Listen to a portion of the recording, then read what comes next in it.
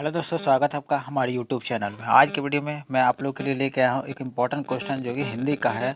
तो इसमें देखने वाले हैं हम लोग कि हिंदी जब भाषा का है वो उसका उद्भव कैसे हुआ। यानी आज का जो हिंदी जो इंडिया का राष्ट्रीय भाषा है, भारत का राष्ट्रीय भाषा हिंदी है, और हिंदी का विकास कैसे हुआ, कब से इसका विकास हुआ और किस भाषा से ये हिंदी भाषा आया हुआ है।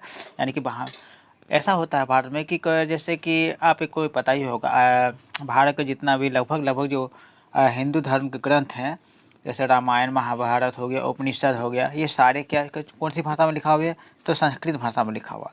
यानी कि पहले के समय में अगर शुरुआत में बोला जाए तो पहले हिंदी था नहीं, तो फिर हिंदी फिर आया कैसे? ठीक है।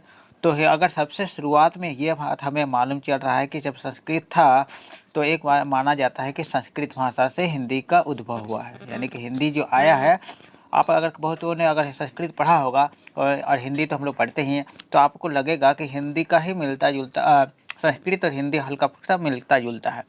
यानी कि ये माना जाता है कि संस्कृत भाषा से ही हिंदी भाषा आया हुआ। तो पूरा अच्छे से उसका पोस्टमार्टम करते हैं। चलिए इस क्वेश्चन को, क्या क्वेश्चन के आंसर को देखते हैं कि हिंदी भाषा का उद्भव कैसे हुआ। तो हिंदी भाषा का उद्भव और विकास एक लंबी और जटिल प्रक्रिया है। बहुत लंबे समय इसका लगा है। अगर वर्तमान जो हिंदी हम लोग अभी देख रहे हैं, हम लोग जो बोलते हैं, इसका विकास को एक लंबा समय रहा और बहुत जटिल प्रक्रिया भी रहा। ठीक है। विद्वानों के बीच इस विषय पर मतभेद है कि हिंदी भाषा का उद्भव कब और कैसे हुआ। अगर एग्जैक्ट डेट बोला जाए कि किस वर्ष में हिंदी भाषा का उद्भव हुआ, या फिर कैसे, अगर पूरा एग्जैक्ट कैसे किस भाषा से आया है, इसको लेकर विद्वान अपने में मतभेद में है। यानी कि एग्जैक्ट हर विद्वान का अपना अपना राय रहता है इसको लेकर। ठीक है। तो कुछ विद्वानों का मानना है कि हिंदी भाषा का उद्भव 7वीं शताब्दी में हुआ, जबकि कुछ का मानना क्या है कि हिंदी भाषा का उद्भव 11वीं शताब्दी में हुआ। देखिए, कुछ का 7वीं शताब्दी मान रहे हैं कि 7वीं शताब्दी के समय हिंदी का उद्भव हुआ, जो वर्तमान हिंदी हम जो देखते हैं उसका उद्भव हुआ। तो कुछ का मानना है कि 11वीं शताब्दी में हिंदी भाषा का उद्भव हुआ। ठीक है। तो हिंदी भाषा के उद्भव को लेकर कुछ क्या क्या सिद्धांत आया हुआ है, या क्या क्या सिद्धांत हमें देखने को मिलते हैं, वो है इस टाइप से। देखिए, तो हिंदी भाषा के उद्भव को लेकर अलग अलग जो सिद्धांत रहा है, उसमें जो पहला सिद्धांत देखिए यहाँ पे क्या है कि हिंदी भाषा के उद्भव का सिद्धांत। तो हिंदी भाषा के उद्भव के संबंध में निम्नलिखित सिद्धांत दिए गए हैं। ठीक है। तो निम्न कौन कौन से सिद्धांत है? तो पहला सिद्धांत जो कि है, ये देखिए कि संस्कृत से उद्भव का सिद्धांत, जो कि मैंने शुरू में ही बताया कि ऐसा माना कई लोगों ने माना भी है कि कई विद्वानों ने माना है कि संस्कृत भाषा का जो उद्भव हुआ है, हिंदी भाषा का उद्भव हुआ, वो संस्कृत से हुआ। और संस्कृत भारत का सबसे प्राचीन और सबसे पवित्र भाषाओं में से एक माना जाता है। ठीक है। तो क्या इसमें लिखा हुआ है? तो इस सिद्धांत के अनुसार हिंदी भाषा का उद्भव संस्कृत भाषा हुआ है। ठीक है। तो संस्कृत भारत की प्राचीनतम भाषा है। ठीक है। सबसे प्राचीनतम बोला जाए उस भाषाओं में है संस्कृत। संस्कृत से कई अन्य भाषाएं भी विकसित हुई, जिनमें हिंदी भी शामिल है। अगर बोला जाए कि संस्कृत सबसे प्राचीन भाषा, ये तो हमें पता चल रहा है। और संस्कृत से हिंदी का उद्भव हुआ है, और इसके अलावा हिंदी के अलावा और कई भाषाएं भी हैं जो संस्कृत से ही आए हुए हैं। ठीक है। तो ये पहला सिद्धांत रहा कि संस्कृत भाषा से आया है हिंदी। ठीक है। उसके अलावा दूसरा जो सिद्धांत है वो है क्या कि अपभ्रंश से उद्भव का सिद्धांत। यानी कि कुछ विद्वानों को यह भी मानना है कि जो हिंदी भाषा वो आया है वो अपभ्रंश से आया है। यानी इस सिद्धांत के अनुसार हिंदी भाषा का उद्भव अपभ्रंश से हुआ। अपभ्रंश संस्कृत का ही एक रूप होता है। यानी कि अगर आप लोग समझ रहे हो कि अपभ्रंश क्या होता है, तो अपभ्रंश भी संस्कृत भाषा जैसा ही होता है। ठीक है। संस्कृत का ही एक रूप समझ सकते हैं, जो समय के साथ साथ विकसित होकर हिंदी में बदल गया है।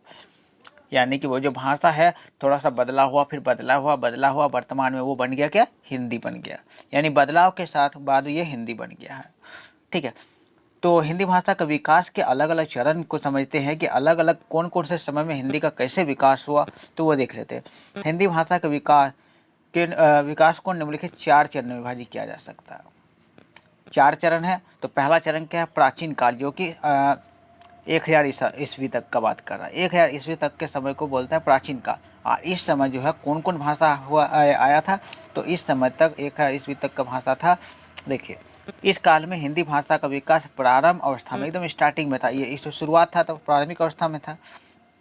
इस काल में हिंदी भाषा के दो प्रमुख रूप विकसित हुए। तो अगर सबसे स्टार्टिंग में अगर हिंदी भाषा के कौन कौन से रूप विकसित हुए थे, तो वो था क्या, ब्रज भाषा और एक अवधी भाषा, एकदम सबसे प्राचीन समय में, यानी कि शुरू से लेके 1000 ईस्वी तक का ये बात कर रहा है, ठीक है। और दूसरा चरण क्या है, वो है मध्यकाल, ठीक है। तो मध्यकाल में क्या था, तो मध्यकाल का समय 1000 ईस्वी से लेकर 1800 ईस्वी तक का समय को मध्यकाल इसने माना है। और इस समय का बात क्या कर रहा है कि इस काल में हिंदी भाषा का विकास तीव्र गति से हुआ, बहुत तेजी से हिंदी भाषा का विकास हुआ। यानी कि हिंदी भाषा जो संस्कृत से हिंदी बन रहे हैं उसमें बदलाव बहुत तेजी से हुआ था। इस काल में हिंदी भाषा में साहित्यिक रचनाएं होने लगी। आप सोचिए, हिंदी का भाषा का विकास होने के बाद हिंदी भाषा में अलग अलग किताब भी लिखा जाने लगा, हिंदी भाषा में साहित्यिक रचनाएं होने लगे, उसके अलग अलग अलग रचनाकार हुए, कवि हुए, लेखक हुए, ठीक है। इस समय में 1000 से लेकर 1800 ईस्वी तक, यानी इस काल में विकसित हुई प्रमुख हिंदी साहित्यिक विद्याएं थी। जो हिंदी साहित्यिक विद्या इस समय में 1000 से 1800 ईस्वी तक में विकास हुआ, तो वो क्या क्या था, तो वो था काव्य, गद्य, खंड, नाटक, यानी कि ये सारे रचनाएं भी इस समय में लिखे जाने लगे हिंदी साहित्य में, ठीक है। उसके बाद तीसरा देखते हैं, वो है आधुनिक काल। आधुनिक काल किसे माना जा रहा है, तो आधुनिक काल जो 1800 ईस्वी से लेकर वर्तमान समय तक को बोला जाता है आधुनिक काल, ठीक है। 1800 ईस्वी से लेकर वर्तमान समय जो अभी वर्तमान में हम लोग हैं, तो इस समय तक के काल को कहा जा रहा है आधुनिक काल। तो इस काल में हिंदी भाषा का विकास अधिक तीव्र गति से हुआ, यानी कि और सबसे ज़्यादा तेज़ी से इसका विकास हुआ हिंदी भाषा का। इस काल में हिंदी भाषा को आधुनिक स्वरूप प्राप्त हुआ। अगर वर्तमान समय में जो हम हिंदी देख रहे हैं वो उसी को तो आधुनिक कर सकते हैं ना।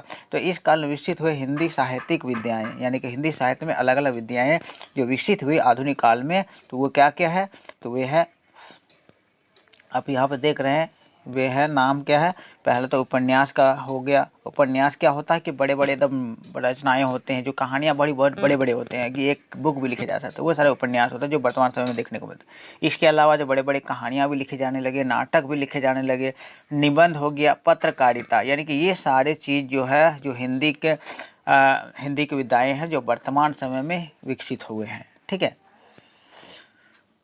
तो उम्मीद है कि आप लोग को समझ में आ गया है कि हिंदी का उद्भव का, हिंदी भाषा जो वर्तमान में हम देख रहे हैं उसका स्टार्टिंग कैसे हुआ, अब वर्तमान समय तक आने में कितने समय को पार किया, कितने पीरियड, कितने काल को पार किया, सब मैंने इस वीडियो में आप लोग को कवर कर दिया। उम्मीद है समझ में आ गया है, अच्छे से पढ़ेंगे, परीक्षा में अच्छे से लिख भी सकते हैं। मिलते हैं तब तक हम लोग नेक्स्ट वीडियो में।